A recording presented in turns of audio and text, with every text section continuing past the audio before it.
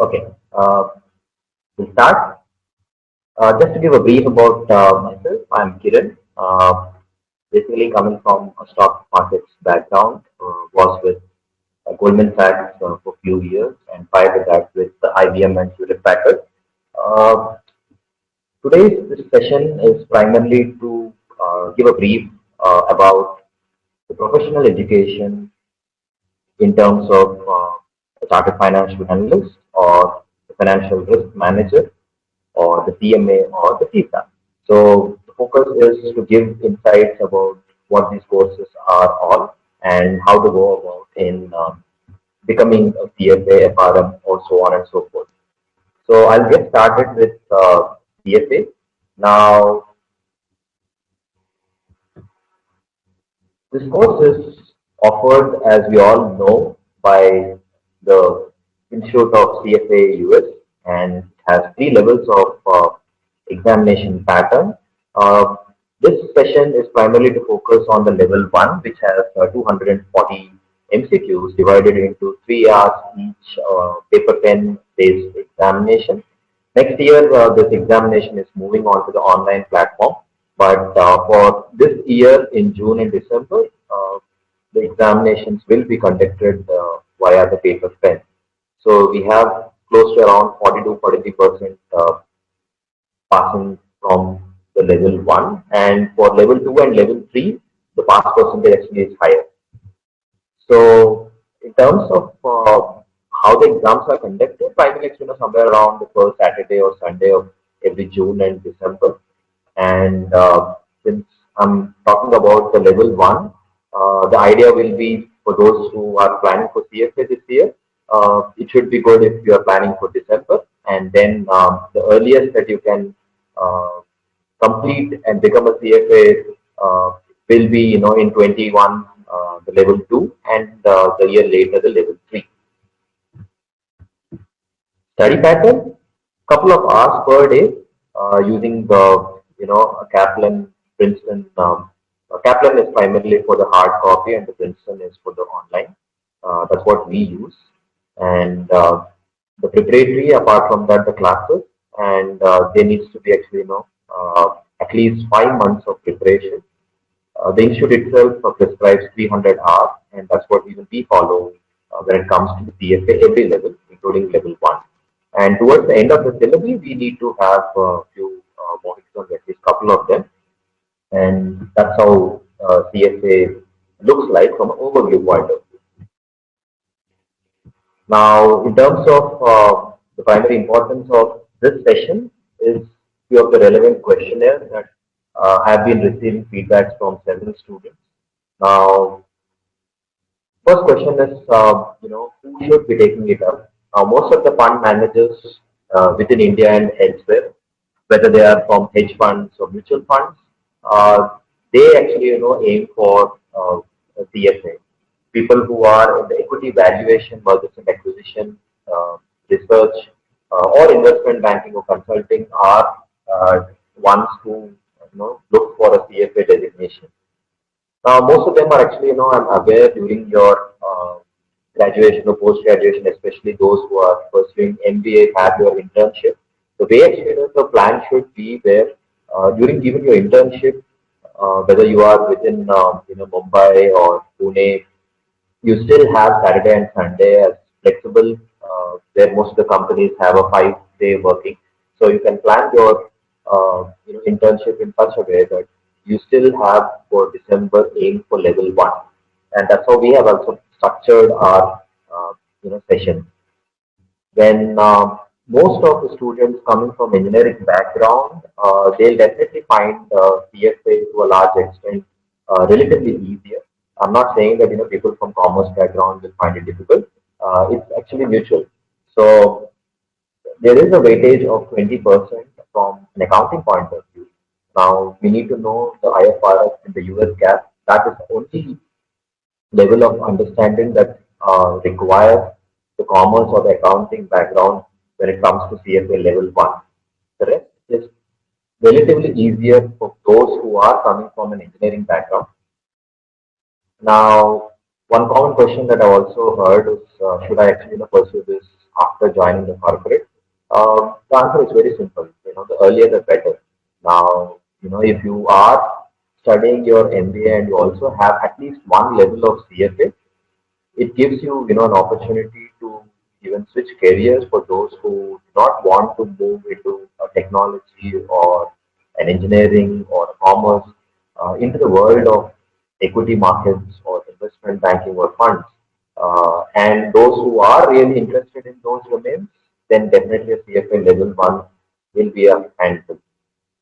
One more question is, should I actually pursue only CFA or any other course? Now, there are combinations. It depends on your individual aspirations. For those who are coming from a business background, a CMA will be of great help since the focus is on pricing. We'll touch base on this course in a couple of minutes. FRM, again, it's primarily driven by quant, and most of the market always compares the CFA with an FRM. So the combination of these two also would be a handful when it comes to investment banking or even equity markets.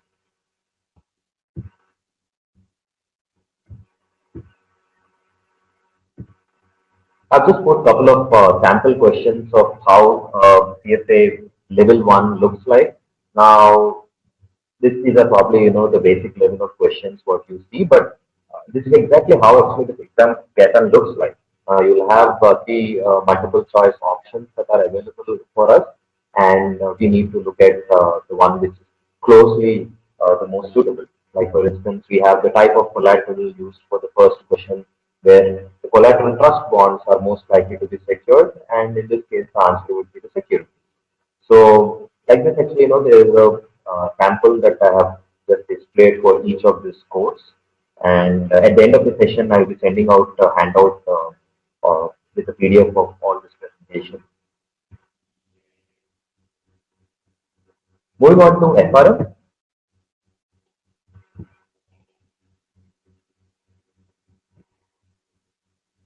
Offered by Global Association of Risk Professionals or GAR as a two-level exam pattern.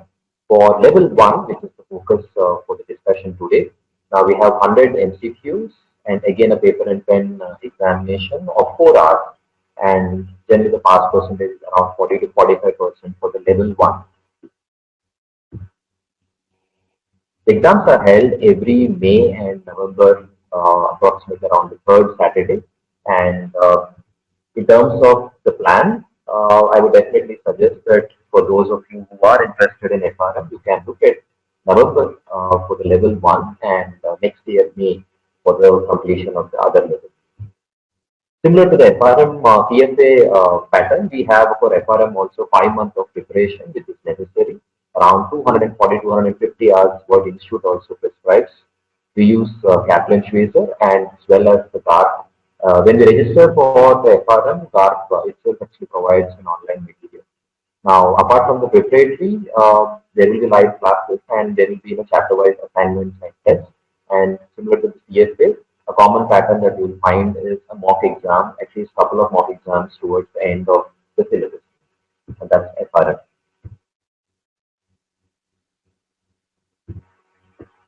Few of the questions that have been asked by several students. Now, if you are fond of numbers, that's where stock markets, most of them, prefer an FRM. And this course is quite heavy on the statistics part, and that's why actually the risk side of banking for those who want to get into treasury or credit risk, this is the course that is globally one of the best.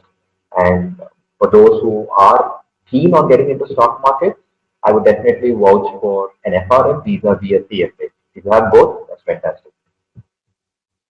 Same question, can I manage during my internship? Now, answer is definitely yes, and we have access for both weekday and weekend, and you can plan to attend both in case if you are stuck in the concept or either or. Yes, it's more suitable and easier for those who are coming from a mathematics or statistics background, primarily an engineering student, I think. And what happens for those who come from non-engineering background, the effort needs to be higher because the quantity is high, but certainly it is possible. And in the industry, you will find a mix of both students from engineering as well as commerce backgrounds who have taken up these courses and successfully completed FRM. Same question. I always say that FRM, if you know earlier during your graduation or post graduation, you should take it up. I know the time will be squeezed for those who are pursuing MBA, but it is still worth going for these courses. And I'm sure that you can plan much before you can join your corporate. Same thing, similar to CFA, for those who are looking at a career in quant to FRM, you can also try to look at the CMA US, which will gives you hands-on onto the pricing side or the costing side of the product or service. And especially for those who are coming from a business background, CMA will be of great help. Like we saw CFA, the combination is one of the best. You have the sample questions. Now, these trips is nothing but zero coupon bonds in the US language. So these are some of the few questions which I just put it up here. Now they've given you bond value with the coupon as well as the spot rates for 4 years. And if the price has been given, how do I calculate the yield to maturity? So I've just put a mix of quant as well as the kind of questionnaire that you find in FRM. And this is at the level 1. Moving on to CMA. CMA is offered by the Institute of Management Accountants US, and it has 2 levels of examinations, 4 hours each. You can expect close to around 50% of the students clearing this examination.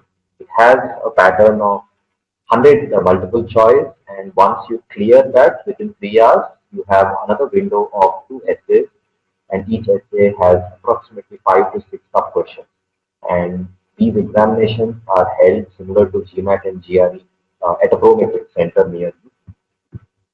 In terms of planning, for those of you who are looking at CMA, you can certainly plan to clear within any of these 3 windows. And I would definitely suggest that if you haven't yet started, you can still look at becoming a CMA in the next 4 to 6 months. And that's all actually in terms of time frame one would require. So we use Hawk International in terms of our preparatory study material, and the rest everything external remains the same. We have every session having a preparatory student from the student point of view, and then we have at the end, every chapter we have some assignments and classes, and towards the end, a couple of mock exams to help us to become a CM. Here are the relevant questions that we have. Now, who should do? As I said, for those who are aspiring to get into financial planning, budgeting, costing, or any pricing. So, both from corporate as well as coming from any business backgrounds, this course is of great help. And what we have done is for those who are either working or in internship, it will help you if you can actually plan either early in the morning or late in the evening. We have a couple of batches, and you can plan to attend both or either or depending on your feasibility. Now, the designation called Certified Management Accountant, it has the word accountant, but primarily it has only 15% weightage of financial accounting. Now, why they call it management accountant? Management accountant is someone who uses financial accounting and costing for decision making. So it's a logical and slightly actually technical in nature, not as strong as CFA in terms of technical, but it does require a logic, and that's where an engineering student will definitely find it relatively, easier. So same question. I guess you already know the answer. Should I pursue now or after joining the corporate? Now, for those of you who are already into MBA or planning to get into an MBA, CMA will definitely give you an edge along with whichever background, commerce or engineering that you already pursue. If you have a CFA or an FRM, CMA will give you a lot of weightage on your resume.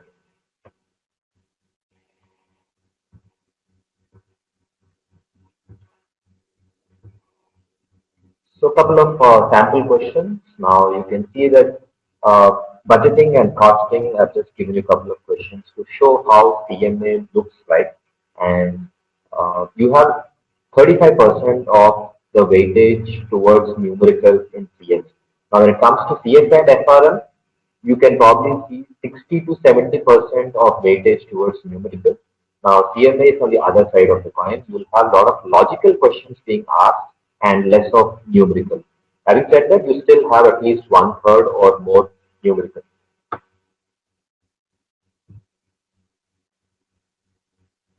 Last but not the least, CISA, which is Certified Information Security Auditor.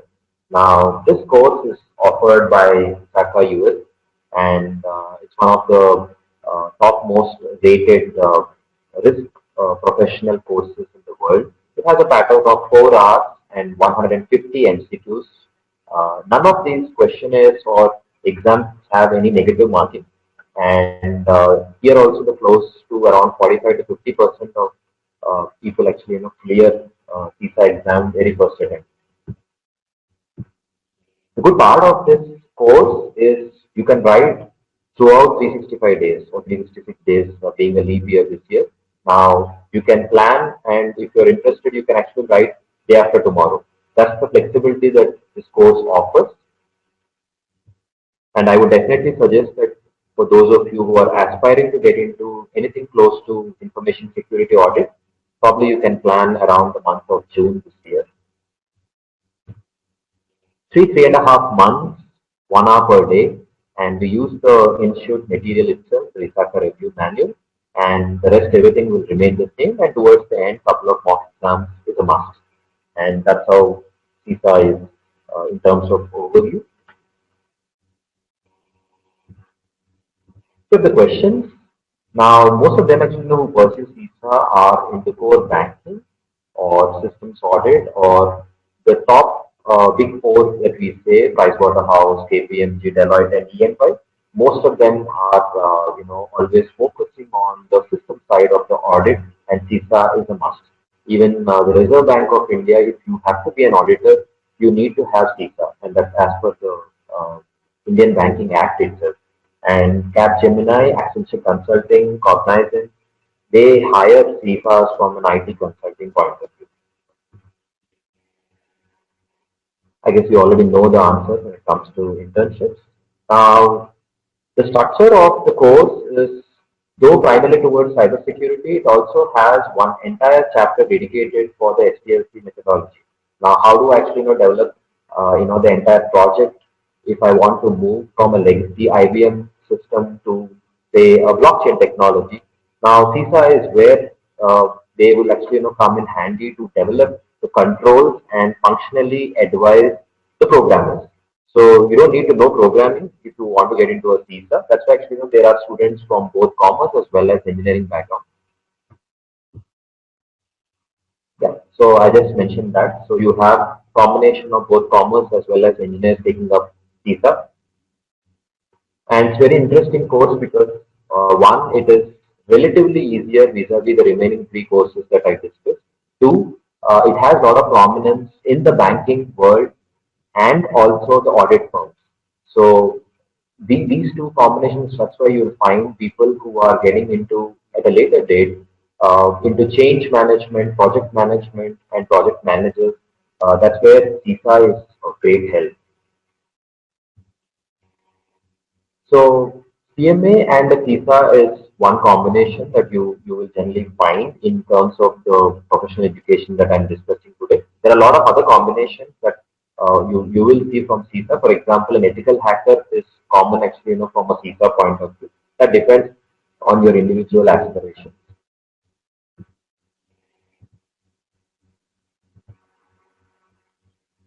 So sample questions.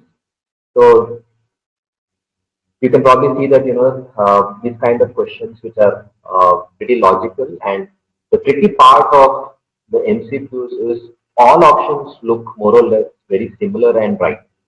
So if four of us are sitting together and actually trying to debate, all four of us will say that A, B, C, D, everything is right. So that's where CISA is very tricky. Earlier there used to be a negative marking, but Now they have removed all that. So this is how actually the questionnaire pattern looks like, and 150 MCQs is what you'll find with CISA.